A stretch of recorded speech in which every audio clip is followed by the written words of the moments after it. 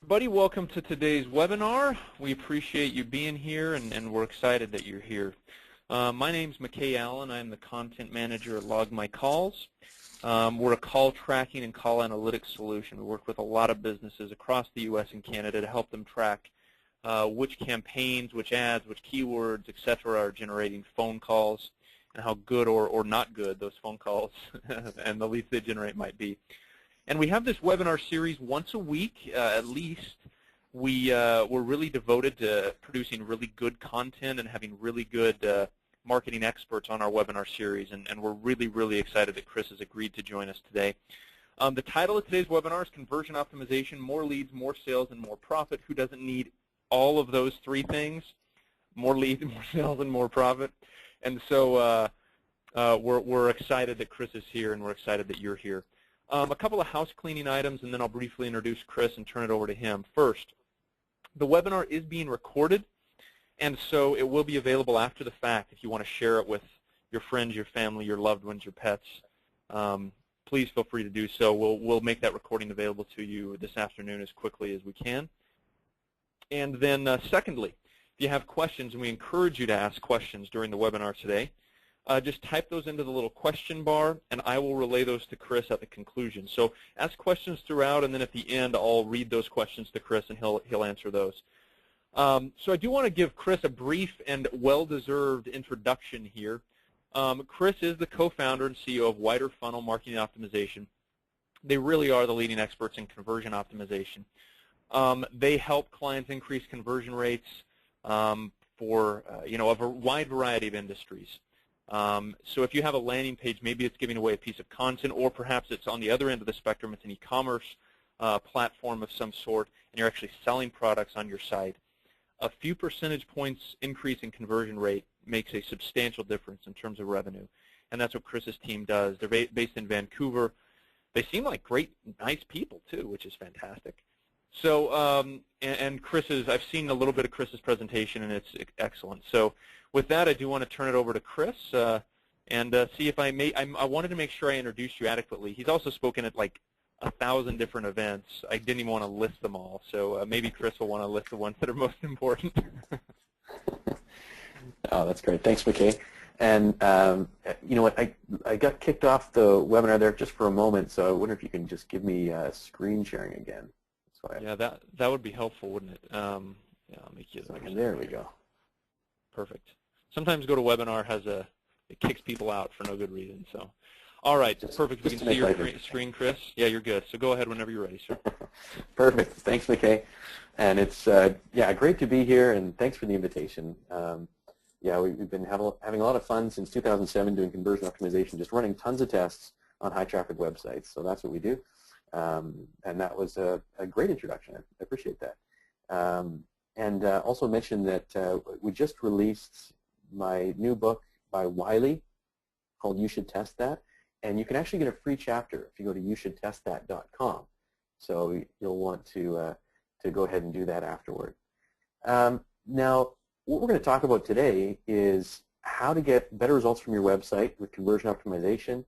McKay has already introduced what we do, so I won't go through this, but yeah, conversion optimization is all we do.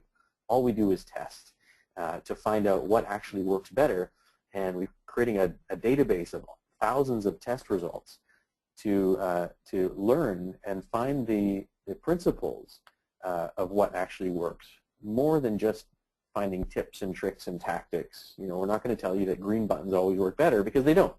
What we're finding is much more important. It's the deeper insights. So what I'm going to show you today are frameworks that you can use to apply to your website to improve your conversion rate. But first, I want to talk about what we're seeing in the state of the industry and where some people are sort of going sideways on conversion optimization, and why not everyone is getting the results they need. Conversion rate improvement is getting harder. Year over year, 5% more people are saying that they have not been able to improve their conversion rate over the past year. And that's one of the reasons that we're seeing this year conversion optimization has actually bubbled to the top in 2013 as the #1 priority, tied with content marketing for digital marketers. And that's overtaking social media now, surprisingly. And so marketers understand that they need to put effort into conversion optimization to get the results that they want. So, the good news is, even though a lot of people aren't getting the results they need, it's because they're doing it wrong. But if you do it right, conversion optimization actually does work. And I'm going to show you what I mean by that. So I can't speak for everyone and the results that everyone's getting, but we know it works because we're seeing these kinds of results. For e-commerce companies, an average of 23% conversion rate lift and 49% for lead gen. That's conversion rate improvement in controlled scientific tests. And that's the average results we're seeing since 2007. So we know it works. And I'm going to show you some examples that you might be able to relate to. Here's an example of a test that we ran for a company called Canadream, where their business is to do RV rentals and RV sales. They have this area of their website. We call it a persistent call to action, or a PCTA. And it runs on their homepage and in their column of the template on all of their pages on their website. So this is a very important piece of real estate on their site. And you probably have some on your website like this as well. It's very common in lead gen websites. It's in every e-commerce website where they have their add to cart or their shopping cart PCTA. So in this case, what we did is actually isolated this area to test and find out if we could improve the RV booking rate. That was either for online booking or for phone calls to make a booking request. So we went through the analysis, and I'll show you how we do this in a moment, but the analysis of this section of the website to find out all of the problem areas. And here are 3 variations that we tested. So variation A, it says price your holiday and book online, and it's got your pickup location, drop-off location, and it's got sort of a clever little sticky note graphic. Variation B, change the design completely. This is what we call a variable cluster test, where we totally redesigned it between A and B and had a different eye flow. We had different colors and different button, and added the phone number into the widget. Variation C, we isolated the message, where now instead of price your holiday and book online, it says get pricing and availability with limited time. And then, of course, then what we do is we run controlled tests, right? So we actually tested this, and so every visitor who arrived on the website would be randomly selected to see a different variation. And then we track with different phone numbers for each of the variations across the site, as well as tracking their online conversion rate to find out which one won. Now you can think about this. So think about these variations for a second and try and guess in your mind which one you think would win. And then I'll show you what the results are. So if I were you, I would grab a little piece of paper so you don't cheat on yourself and mark down which one you think won. Was it A, B, or C? And if you voted for C, well, give yourself a raise, because that ended up doubling their booking from their website. That was 106% booking lift, their booking conversion rate, which included their phone and online bookings. So we tracked their phone calls through to booking, and we tracked their online booking rate as well. So those changes, you'd think, well, that's just a small change, a small graphical change, but those changes made a huge difference to their business. So even small changes, if they're done properly, if they are the right changes, can make a huge difference. Take a look at another example. This was for Electronic Arts, for EA Sports, where they had a significant game release. It was a big revenue driver for their business, an important franchise for them, and they were in their free beta sign-up period. So it was just before their game was launched. They had to get to a certain benchmark in their number of sign-ups so that they could flip the switch into their revenue-producing model. Now what we did is we had already optimized the landing page. So we'd done a bunch of testing there, improved their conversion rate of people getting through and signing up all the way through the funnel. But now we saw there was still an opportunity after the landing page within the funnel to improve it. And there's some parts of this that I had to block out due to some trademark restrictions. But essentially, this was the first step in their conversion funnel. So they would click on the landing page, they'd click on the sign up button, and here they get to the first page. They can either sign in, or they can click on the link down below if they don't have an EA account to create one. Now, most people who arrived on this already had an EA account because they were marketing it mainly to members of other games. So what we did is analyze the whole funnel and came up with 3 variations to test against that control. Now, this one, again, was a dramatic redesign. So we changed it completely, reduced the amount of content, and changed the copy. It says register to play for free. Log into your EA account with a big continue button. And then the next variation was exactly the same, but we added in this 3-step indicator. So this one we called progress steps, where it says step 1, log in, and then you've got accept agreement and confirmation. So that's a typical best practice here to improve their sign-up rate. And variation C, we isolated the orientation of the fields. So instead of having stacked fields, we put them beside each other. So this is the process that we do to try and continually learn and improve to find out what actually works best. Now, if you've been to any email, web, digital marketing, conversion conferences, any of these conferences that tell you best practices of what you should do, you'll see landing pages and form design best practices, and they say, well, you should always include steps indicators because people want to know where they are. It gives them assurance, and it increases trust, and it increases conversion rates. Guaranteed. That's a best practice. You should always do that. So what we do is try and test those best practices, because when you think about it, best practices, so-called best practices, have been around for a long time. But the technology to actually allow ongoing tests to actually find out what works is fairly recent. So you have to ask yourself, where do those best practices come from? Well, a lot of times they just came from people's intuition or gut feeling or common sense. But it turns out that a lot of times common sense and gut feeling doesn't work. In this case, removing the steps indicators actually worked better. And this conversion funnel increased their sign-up conversion rate by 12.8%.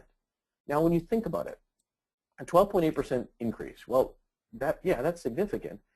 But it's even more significant when you think that they've already paid for people to come to this page. They've already got them through past the landing page into the sign-up funnel. Now they're getting 13% more people, free people, to sign up for the game and actually start playing. 13% more than they had before with no additional cost to drive the traffic. So what I really want to talk about today is the concept in conversion optimization that most people aren't talking about, but this is the reality that best practices don't work. Unless your best practice says, you should test the best practices, right? And I'm going to show you another couple examples here.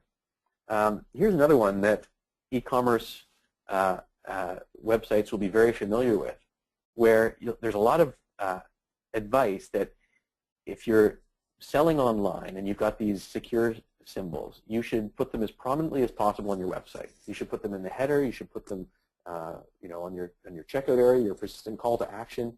Put them everywhere because that increases trust, right? Unless it doesn't. Here's an example where actually adding the secure symbol decreased sales for this e-commerce site by nearly 2%. Well, why is that? Well, perhaps answering a question that people aren't asking creates a sense of anxiety. This is an example here we're looking at where this guy obviously has heard this advice. You should, put all these security indicators on your website, and he's going overboard on it. But does that make you want to shop here? Probably not. I know I sort of think, maybe he's protesting too much. Is there something I should be concerned about, right? It creates anxiety, actually. So sometimes, it helps to look at people who've been doing this for a long time. And if you look at bricks and mortar retailers, they've been perfecting the shopping experience for hundreds of years. And here's a great example, right? Look at this picture. You can see the plush carpeting, the warm lighting. You can almost smell the leather wafting out and inviting you in to shop here, right? And this is an inviting, perfect shopping experience. So would you rather shop here or in a high security environment, right? And clearly, the answer is very clear, but in this case, they of course make you take out your wallet, but that's not really what you want to do here. So you have to question these best practices and test them for yourself and find out what works in your unique environment, your unique situation, your industry with your unique target audience. Let's take a look at another best practice. So I was at SAP. SAP is a large, well-known company, and clearly have a lot of smart marketers. This is their homepage. So if I'm in the target audience, I arrive here. I'm thinking about business BI software. It's got something about this Gartner Magic Quadrant. Now, I'm not sure what that means or how it relates to me as a business owner, but so I'm sort of trying to think about the prospect's situation here. They arrive on your website. The first thing they have to do is understand how you've structured the content. So they're looking at your navigation saying, I wonder where to find what I'm looking for. I'm looking for BI software, and I'm trying to evaluate SAP. How do I find that? And then they see this headline, and they have to spend some time thinking about, what does that mean? Is this something I want to read? And just as I, as the prospect, am about to click on this button to download the report because, yeah, maybe that is interesting. Maybe that will give me what I'm looking for. It changes completely. The whole website changes. Now I've got a completely different graphic, a different message, something else to consider. But I really wanted that previous one. Now I've been convinced that I want to download that. So now I have to figure out the usability for how to get back to that previous screen. So there's these little squares that I have to try and find. And just as I'm about to click on that, I realize, well, maybe I do want to read about this SAP Business Suite, because that's what I'm here for. But it changes again. Now it's talking about a Sapphire conference. I don't know, is that something I want to look at? And it changes again. See, this is a common best practice, so to speak, in a lot of large, successful companies. And yet what we find through our testing, we've tested this many times and found that rotating homepage messages, rotating carousels are a distraction. They reduce conversion rates. They kill results. And in fact, if there were a best practice, we would say the best practice is not to use rotating messages. But there's always a caveat. In some cases, in some certain situations, they can work well if you give the user control. But in most cases, they don't. They lose. So, what am I talking about here? The idea is that since the beginning of time, the scientific method has been the only way that humanity has made improvements, testing and learning. We actually codified the scientific method not too long ago, a couple hundred years ago. But, it's been around for not the most recent past. And yet marketers are this amazing subset of humanity that seems to believe that their intuition is more important than test results, right? Marketers don't like to be tested. It's difficult to understand why. And yet now we have the technology and the wherewithal available to all of us that there's no excuse for not to be testing our intuition, to be testing our best ideas, and to find out what really works. So, I'm probably preaching to the choir here. I mean, you guys are on a conversion optimization webinar. You probably understand that you need to test. You're trying to find out, how and why that's important. Testing alone is not enough. Okay, so if you're convinced that, yes, we know we need to test, the next step is to understand how to test to get the best results. And so I'm going to show you some frameworks here. But first, the number to understand is 200%. That's the value of a structured testing process.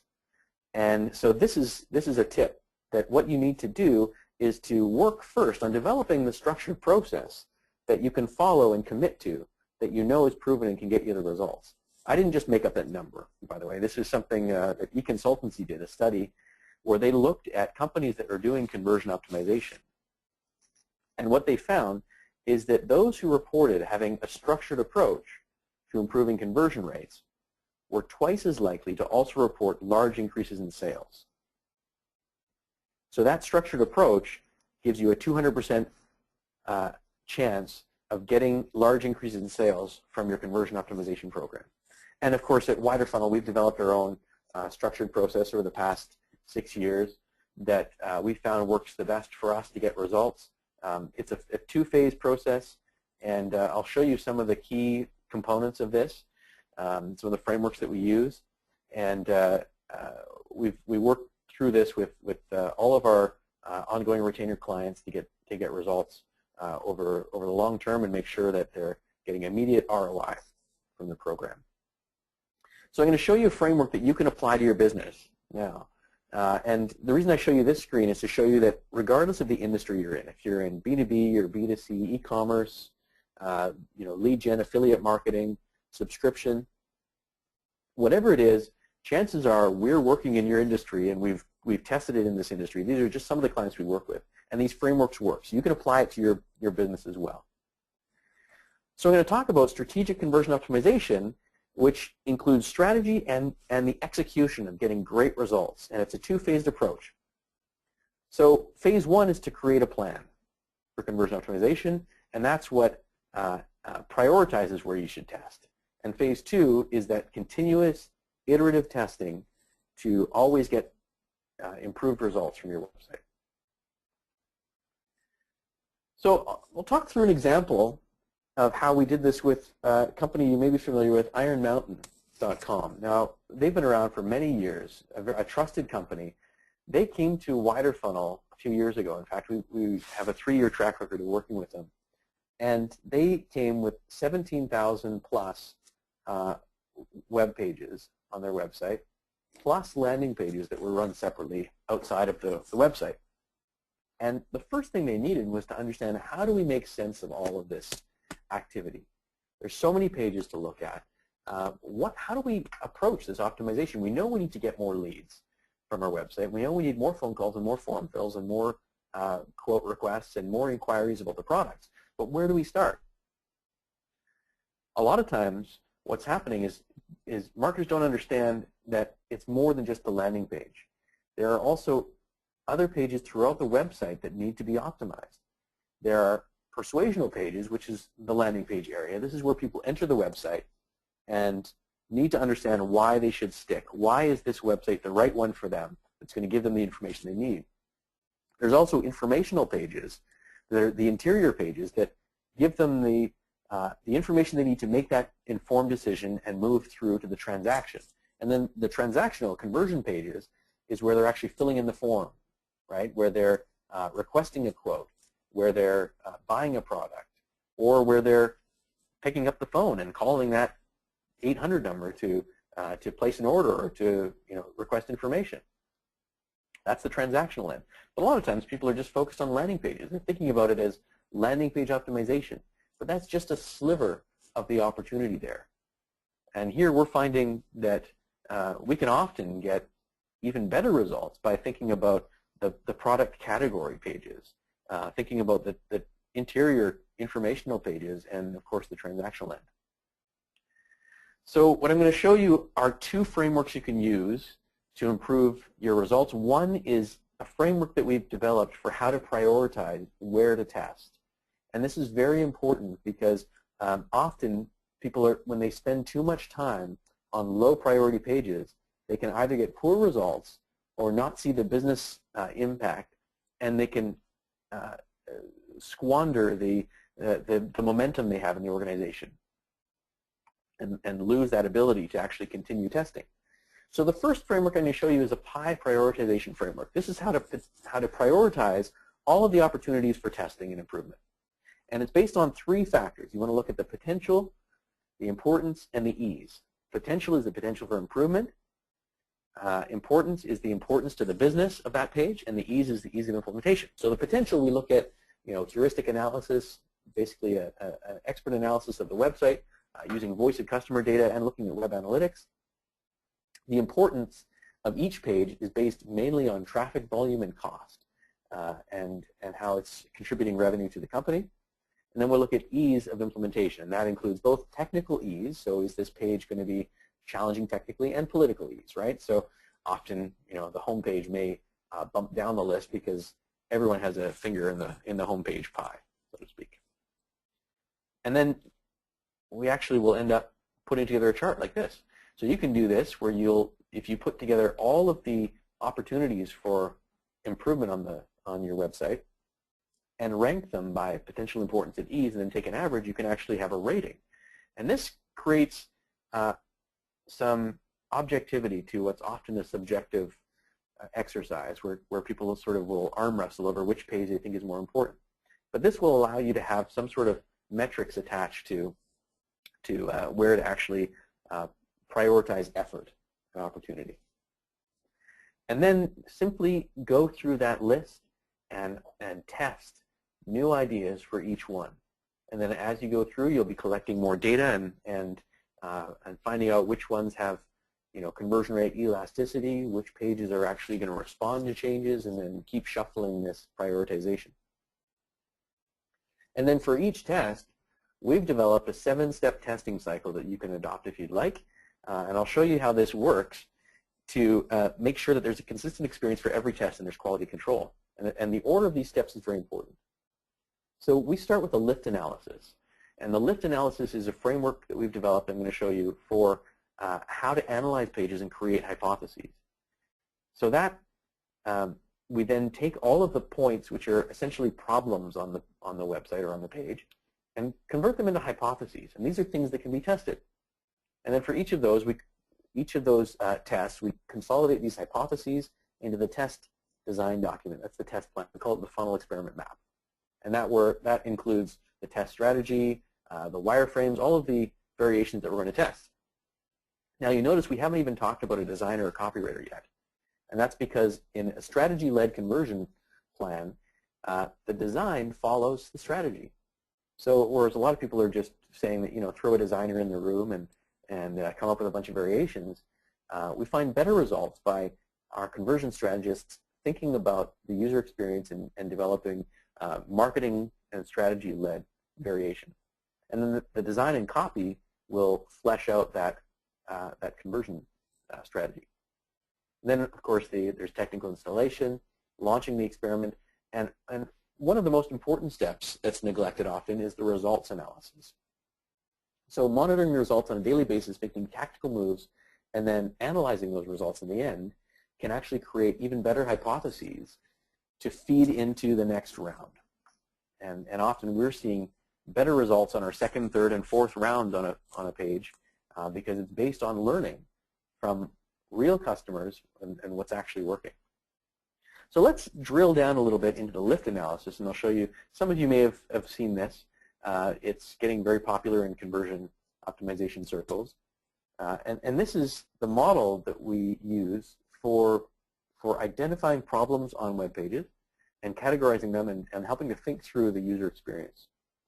So what's important here to understand is to put yourself in the shoes of the prospect and think about their experience through these 6 conversion factors.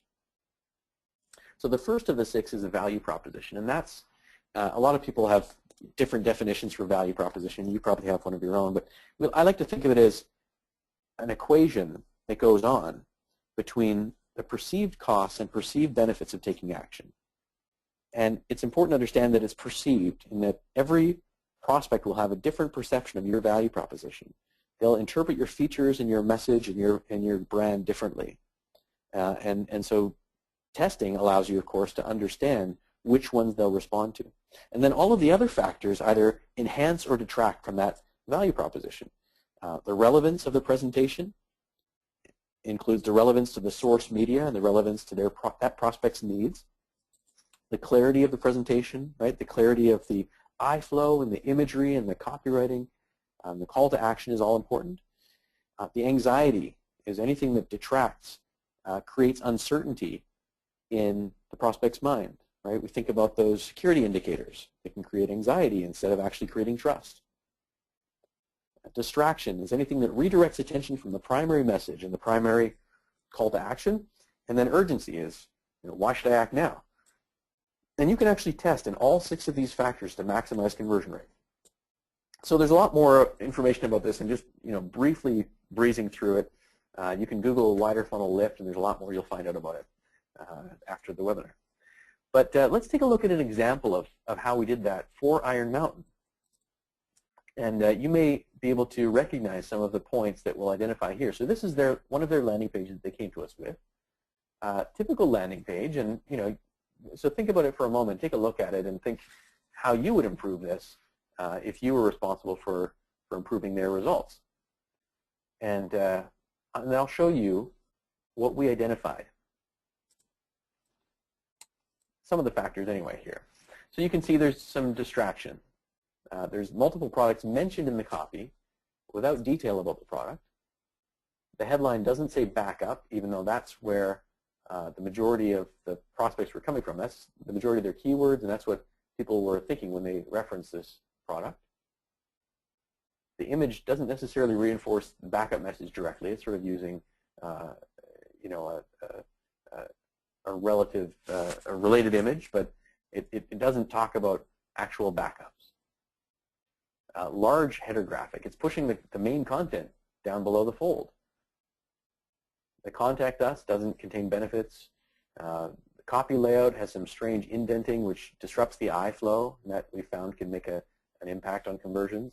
Call to action is not reinforced above and below the fold. Privacy policy is long and can create anxiety there. There's no offer directly associated with the form fill. So it says submit, it says contact us, but it doesn't say what you're going to get. All right, so let's take a look at the next step. What we do is we take all of these points, and these are just a few of the important ones on this page, and there was dozens more, but the art of the strategist is then taking all of these weaknesses, converting them into strengths to make hypotheses, and then prioritizing which ones are going to be tested. And this comes through experience, through lots of tests, to understand which hypotheses are actually going to be important, which ones are going to lead to marketing insights, which ones are going to lead to dramatic improvements in the performance. So I'll show you the variations in this case that we created, and so this is variation A, Lightbox form, where what we did is we isolated improving the copy and the design. This is quite a substantial change from the original. Tightened up the copy above the fold, added a lightbox form. So when you click on that button, it would actually open a little lightbox pop-up and get them to fill in the form. Variation B, we embedded the form right on the page. So the same content as A, and we isolated the experience of either having the pop-up form versus the embedded form. And then variation C, we identified a different call to action, a different offer, and this was for a white paper that was isolated against A, against the request to quote. So now the question is, which one won? So if you had to guess between requesting a quote with a lightbox form, or filling in the form right on the page, or having a lightbox form with a different offer, which one would you vote for? Which one would you say would win? So write down on your paper there what you think would win. Let's take a look at what actually happened. When we tested it, it actually turned out that variation B had a 400% conversion rate lift, 404% against the control page.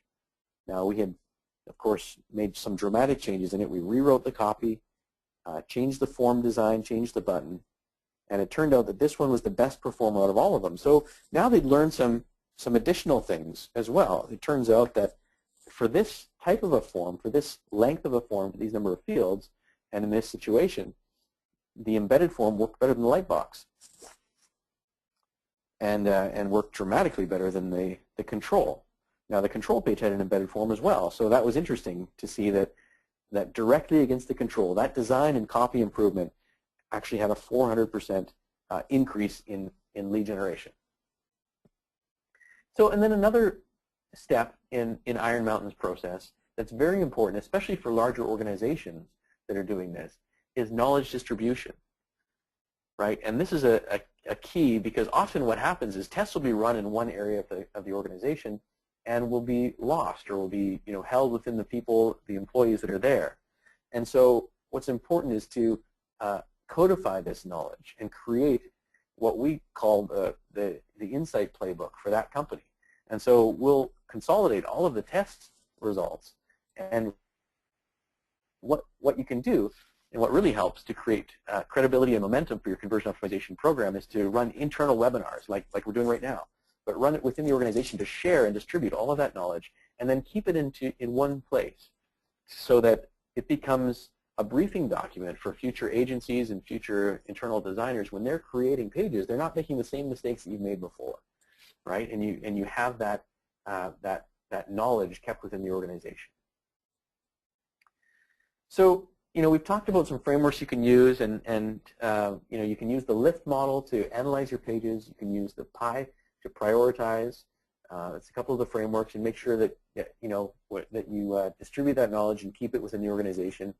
But the main thing that we've found is the only correlation between continued success and what this year I think people are calling ninjas, right? Last year it was gurus, I think, and I don't know, maybe next year will be sensei or something else. But the only way to actually become an expert in conversion optimization is to run more tests.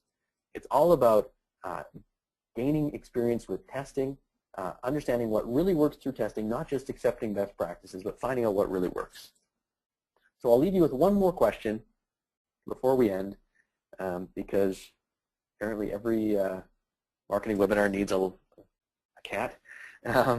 And then we'll be able to open up some questions. I did mention at the beginning, you can also remember to download the free chapter of youshouldtestthat.com. And we do have some time for questions that I'll open up, but also mention before we leave that if you want results like this, and we've seen results with Iron Mountain and Canada Dream and various businesses, we actually have an opening now, and so you can find out if you qualify to work with Wider Funnel by simply sending us an email. If you have a URL of a page you'd like evaluated, you can send to hello@widerfunnel.com and schedule a qualification interview, and we'll see if we can get you into the slot that we have open right now to work with a client to improve your results. So, McKay, if we have some questions, we can go ahead and answer a few here. We've got a couple minutes here to answer anything that may be coming in. Awesome, Chris. First of all, thanks. That was awesome. I think your process for testing is really kind of what sets you apart. It seems like, as you said, there's a lot of people who say they're experts in the field, but your testing expertise seems to be really useful. Yeah, a couple of questions are coming in already, and we encourage you to ask some questions here to Chris, and he'll address those. The first question, and this is actually kind of an interesting one. It seems like what you're saying is that there really aren't, of course there are a few, but there's not necessarily some hard and fast rules about landing page optimization, but that it really does depend on data and testing. Just address that, A, and then B, if there are any sort of hard and fast rules, what would those be? Mm-hmm. Yeah, and it's true. There's a lot of so-called best practices out there, and some of them often work. But I believe we're still in the early stages of really exploring and understanding the best user experiences online. So I would hesitate to say that there are any design, user experience, marketing best practices that should be codified and nailed down as best practices. I think there's things that work today. There are things that work in unique, in a particular environment for a particular target audience.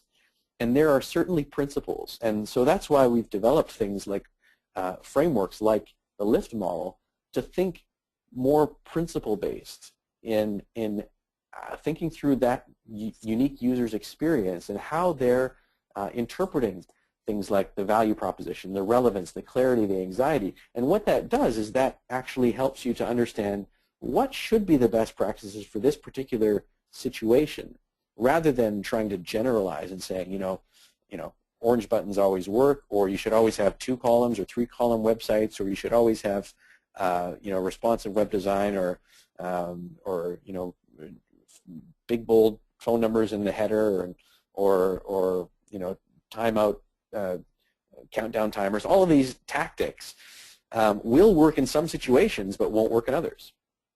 And even with people that do a little bit of testing, they might run one test and say, well, we showed that large red headlines always beat black headlines. And you can find blog posts that say that. In fact, I can point to a blog post that says green buttons always work better.